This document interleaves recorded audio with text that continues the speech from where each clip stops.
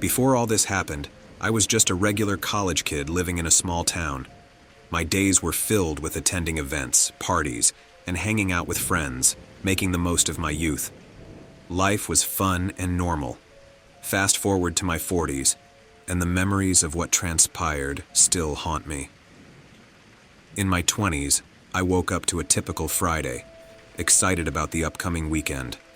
After a couple of classes, I heard everyone talking about the dark web, even my friends. Intrigued, I asked around and learned that people used it to buy illegal substances and even firearms. With curiosity getting the better of me, I decided to explore the dark web that night. As I opened my laptop, I scrolled through pages filled with questionable items, but nothing too alarming. While exploring .union websites, a link to a private site caught my attention, promising games for money. Trying to close the link proved futile, and soon my screen went blank, displaying a loading symbol. After a couple of minutes, a live feed appeared, revealing a seemingly normal basement with the words "Play to Win" on the wall. A person wearing a disturbing pig mask and a bloody apron entered the frame, and my initial discomfort turned into horror. He opened a door, revealing a woman with her hands tied. The man dragged her to a chair, tied her again, and I noticed a table full of sharp objects. The man, without uttering a word until then, called my name. Panic set in as he picked up a large knife. What unfolded next was beyond my worst nightmares. I witnessed the brutal stabbing of the woman, her body becoming lifeless with each plunge of the knife. As she appeared dead, the man chillingly said, "I know where you live." In a panic, I tried to close the dark web and ended up smashing my laptop. The next day, I shared the horrifying encounter with friends, but it seemed like no one believed me.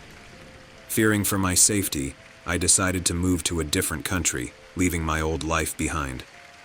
Although I started anew with a new job, the memory of that night remains etched in my mind, an indelible stain on my conscience.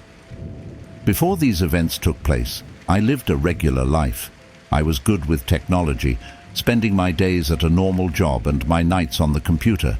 Little did I know that my skills online would drag me into a scary situation.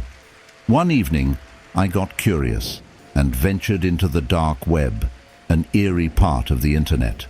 I found a site promising secret information and, despite some hesitation, clicked on it.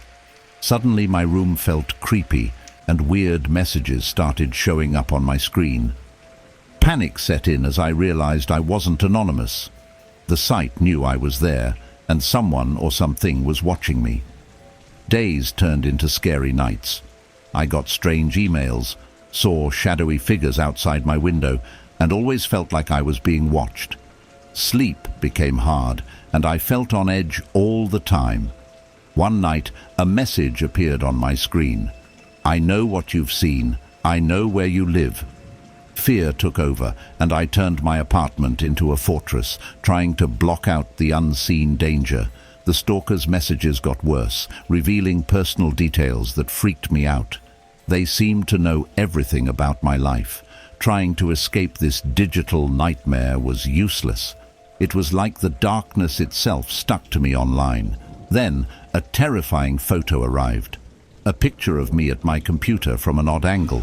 It hit me hard. My safe space had become an entry point for something unknown. Desperate to escape, I deleted my online presence, closed my social media, and even moved to a new place. The messages stopped, and the shadows outside my window went away. But the fear stayed, a constant reminder that the digital world hides scarier secrets than I ever thought. My once normal life became a chilling story of the dark web's haunting reality.